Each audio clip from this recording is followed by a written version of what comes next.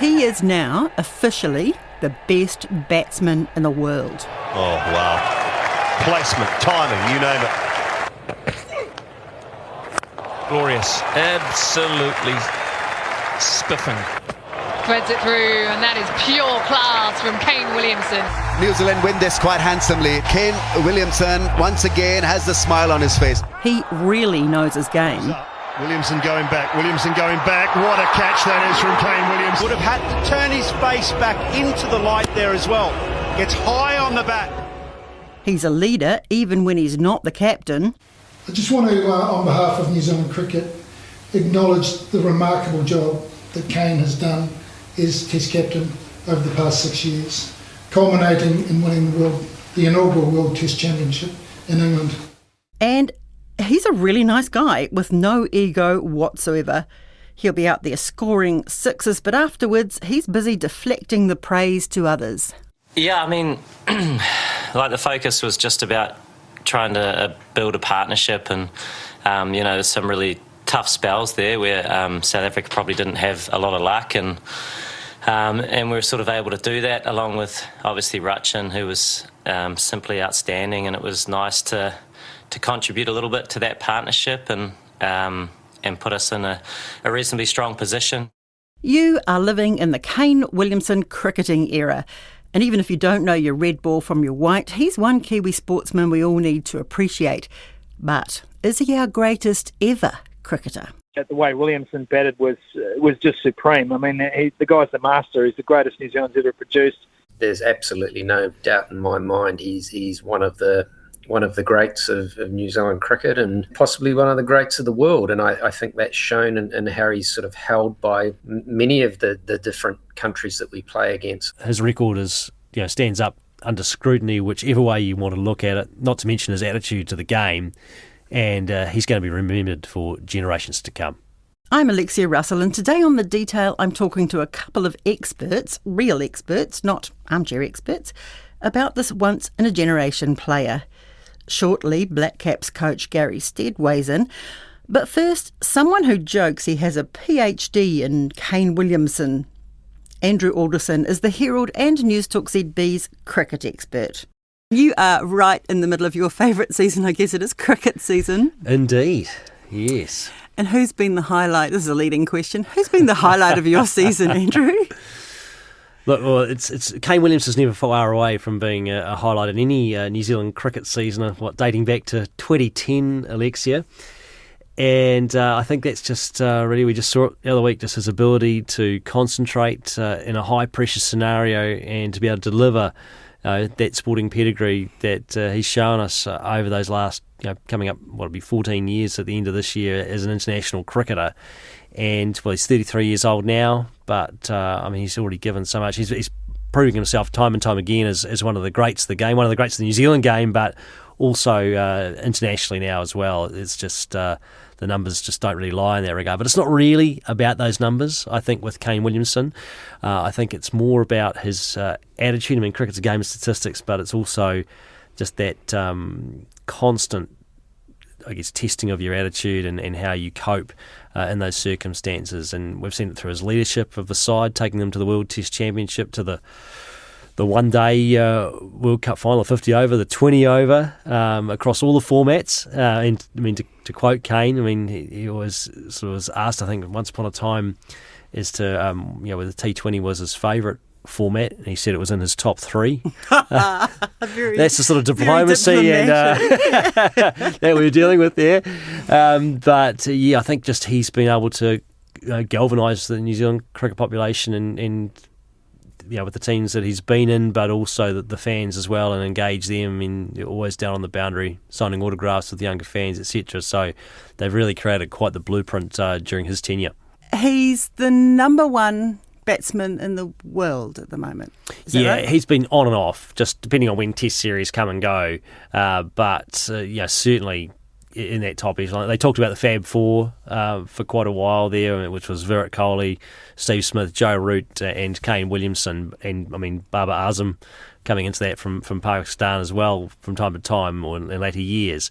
But I almost think Williamson's beyond that now, just that level of consistency over so many years with the bat, and now he's relinquished the captaincy. Why did he relinquish the captaincy? Was it do you think he is better player now that he doesn't have those responsibilities? Personally, I would rather he was the captain of the Test side. I thought he would stay. If he was going to give up one, I thought he'd give up the white ball formats. But he's given up the Test one, which was quite a shock at the time. But Tim Southey's done an outstanding job since he's taken over the reins. And I think, too, that Tim and Kane go back a long way, probably playing best part of 20 years together, right since they were schoolboys. I guess an honour to be able to do it and jump on the back of what the tremendous job Kane's done for such a long period of time and leading this team in the way that he's led this team. He can be extremely proud of as well.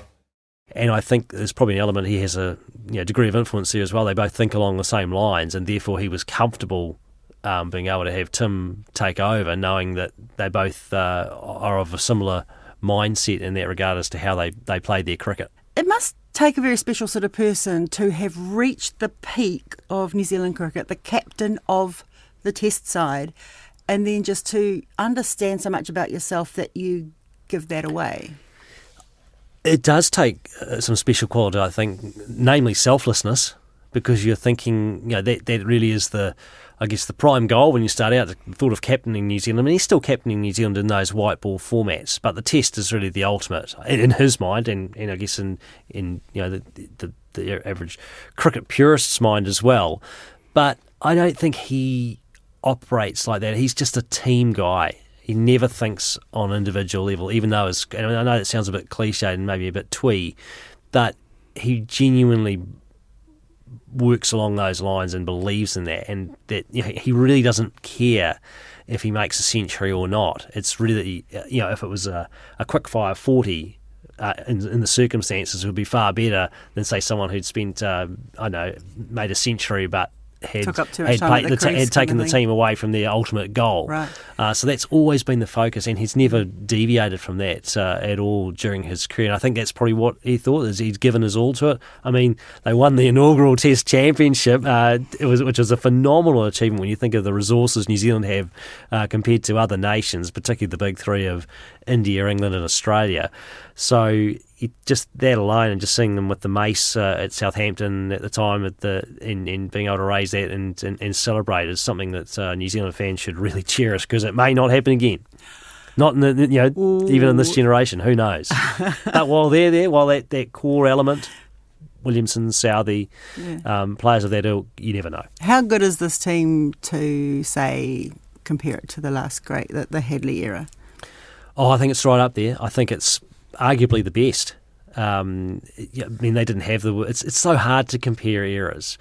I think if there's a weakness in the current team, it's probably their Test series in Australia, the 3 Test series they had when New Zealand went back to play the Boxing Day Test, etc. in 2019, which was just pre-COVID, where they lost 3-0 and they lost quite emphatically and similarly on each of those occasions.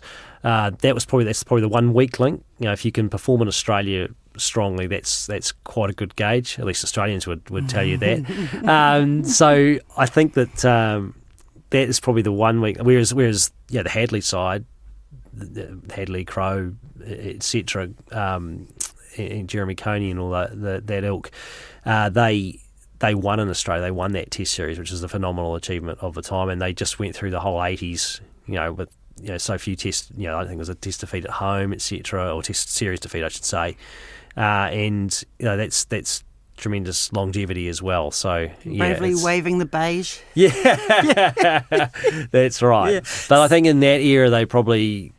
I mean, it's different because not all the team were professional then either. So it's just you just got to celebrate both, I think. So that brings me to the obvious question. Yes. This is it's a mastermind moment, isn't it? This one. Yeah. Is Kane Williamson a better cricketer all-rounder than Richard Hadley? Look, I think it's almost impossible to compare because Hadley's a bowling all-rounder. Williamson is a batter really, first and foremost. I would say probably. Overall, yes, if you really had to break it down, because Williamson was the captain of that side, had that extra responsibility. But then Hadley carried that team effectively, led from the front with his bowling, but also with his bat from time to time in the 80s. I just think that the most fascinating thing, apart from just comparing which is better, is the approaches that they had towards it. Williamson's got a completely selfless approach to his cricket, if you like, with how he's not driven by statistics, etc. Hadley, and I'm not using this word in an offensive way, but had a more selfish approach, and he was driven by statistics, and that was how he focused his whole game on what he could achieve and how he could get the next number, etc., etc., and that equally helped the team to some phenomenal victories. So I think that's a really difficult one to compare and contrast, but I would put Williamson on a par for sure with Sir Richard Hadley now in terms of what he's been able to contribute over that time frame. OK, so it's not fair to compare, but that's not going to stop us from doing it. A Stuff poll that asked the question, is Kane Williamson the best NZ cricketer ever, had 76% yeah and 24% nah from nearly 5,000 votes. He's onto the back foot, plays the ball through the offside beautifully, and Kane Williamson has his 31st Test century for New Zealand. His career continues in its magnificence. He raises his helmet, his bat, graciously to the crowd, as always he does, Kane Williamson. It's going to run away for 4. And there it is. Greatness has been talked about from a young age. And now Kane Williamson is top of New Zealand's Test run scoring tree. What an absolute pleasure and privilege to be broadcasting and watch majesty like this. His teammates agree. Black Caps spinner Ish Sodhi, for example, once declared to One News, Kane Williamson's the best cricketer we've ever had. He's world class. There's no doubt about that. And he's done it for a long period of time. Any situation doesn't faze him. He just gets on with his work, and more often than not comes out on top. He wants to score runs. He's got the hunger to score them and score big runs as well. So it's great for our team. Genuine, humble guy. What you see is what you get, and he's very inspirational. And the adoration doesn't just come from home crowds. Because he comes to them on their level. He is so engaging and so wants to know about other people and wants to respect others' cultures and things like that. He's the perfect fit, because word gets around in that Indian Premier League, as far as I'm aware, once you get a reputation for being selfish or being not a very good team person, you don't get picked. That the word is just wildfire, and Williamson's always picked. I've never heard anyone either in the New Zealand cricket scene or the international cricket scene say a bad word about Kane Williamson. When I said I wanted to do a podcast on Kane Williamson, most in the know said the last person I should call was Kane Williamson. So I called his coach, Gary Stead. Very, very humble man, certainly doesn't talk about himself at all, unless he's in the nets batting and he's trying to get better.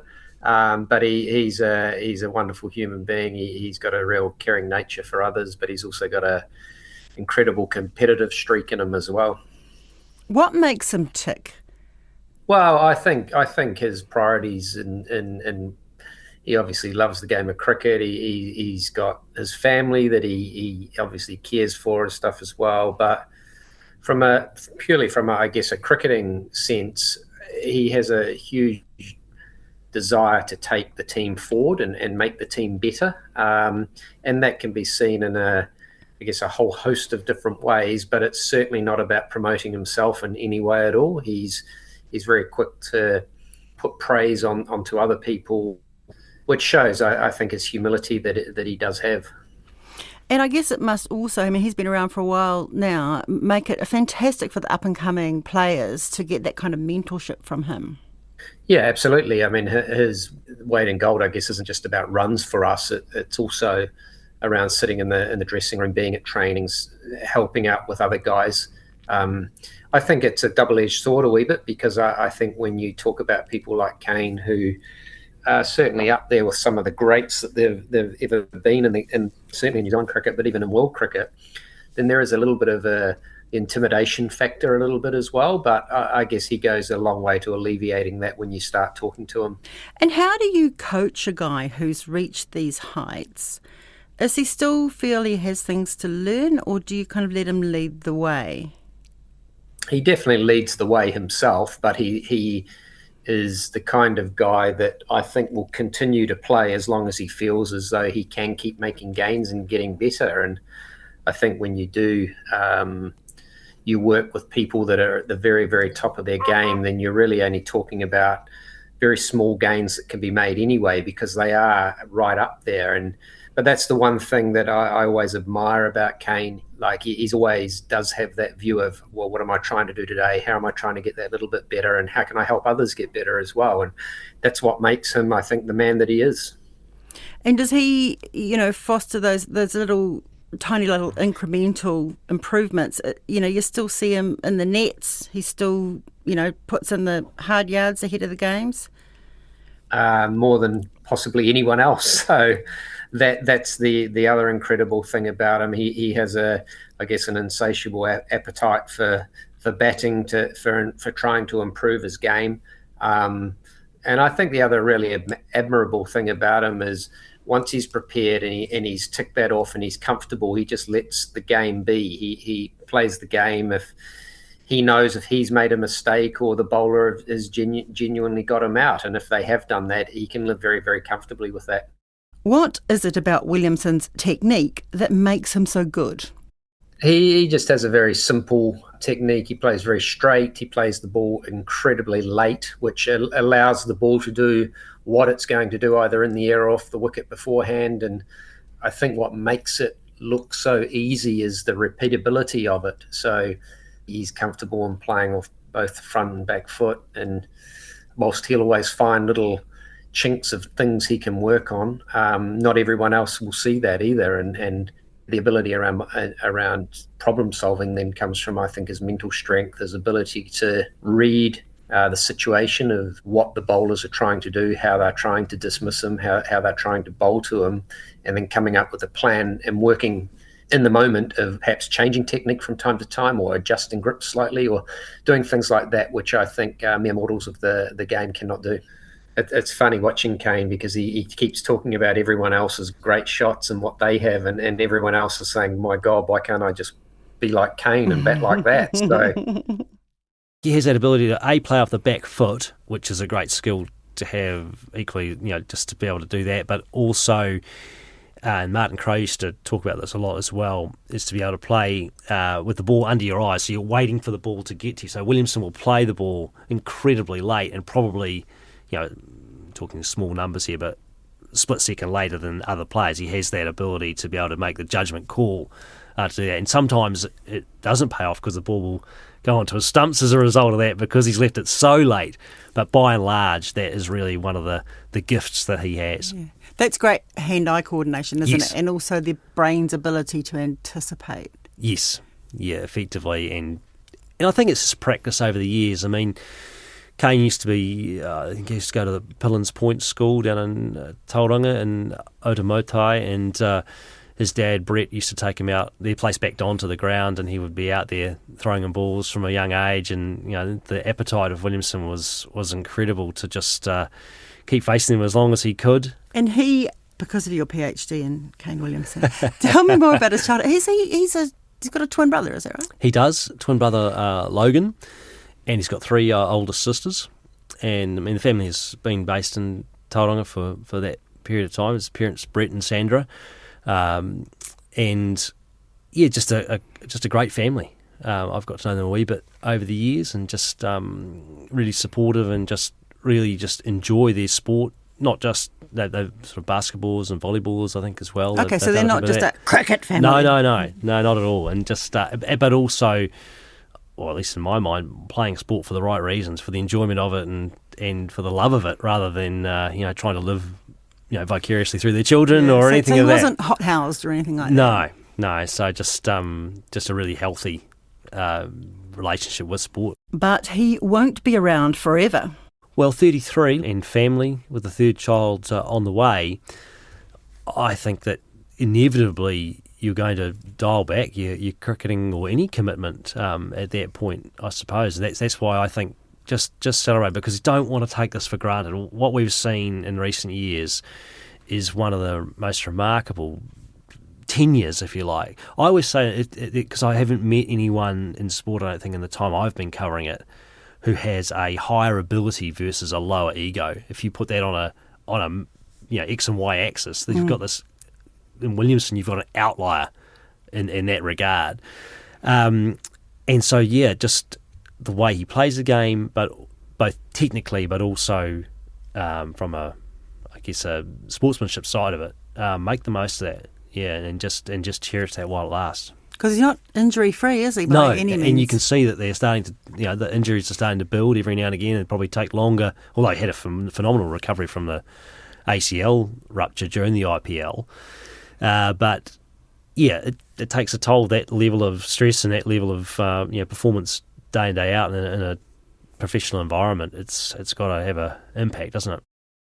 Make no mistake, if Kane Williamson was to leave the game, and he will at some stage, then it will be a massive loss for the team, not just the weight of runs, as I said, but also just his presence, being in and around the team. Williamson's absence will be felt at the next Black Caps fixture against Australia, the 2020 games that are definitely in his top 3 favourite forms of the game. He's on paternity leave. He's expected to play in the sold-out Australian tests, the first of which starts on the 29th of this month. Both Andrew and Gary advise fans to catch him while you can.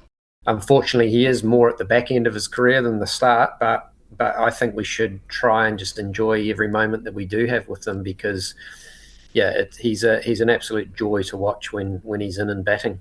Well, I think the sport owes Kane Williamson a great deal. Not just New Zealand cricket, but international cricket, because he's always played it in the right spirit. And he's always put the camaraderie and the team element of the game first, rather than just the sheer ruthlessness of wanting to win to win at all costs. And I think that will come with enormous benefits down the line too, because people will be able to point out, as I can do to my son and daughter, to say, hey, look at this guy. This guy plays the game right. Perhaps the event that won Williamson the most admiration was his lack of sour grapes after the 2019 Cricket World Cup final, when the Black Caps, would you say, lost to England? Yeah, one of those things, eh? Having been at Lord's during that World Cup final when they lost by 0 runs, as we like to refer to it, or lost in the super over to England, and Williamson, it was just brilliant that day at the press conference. Laugh or cry, it's your choice, isn't it? There's not anger. There's a lot of disappointment, I suppose. Just never gave away an inch about how disappointed. Yes, they were disappointed, but the fact that it had been such an incredible spectacle to watch. And smiling at the end of the and match. I've never seen this, Alexia, in any sports press conference I've been to, but journos, who are a pretty cynical bunch, especially in the cricket realm at times, got up and gave him a standing ovation. Really? And I remember that. That was spine-tingling stuff, because it was really because it's just, I've never seen it before. Well, it was quite the extraordinary circumstance. It was, and to have approached it with such dignity and such decorum, I think was really quite something. That's all for today. The details supported by New Zealand On Air and RNZ. This episode was engineered by Rangi Powick and produced by Gwen McClure.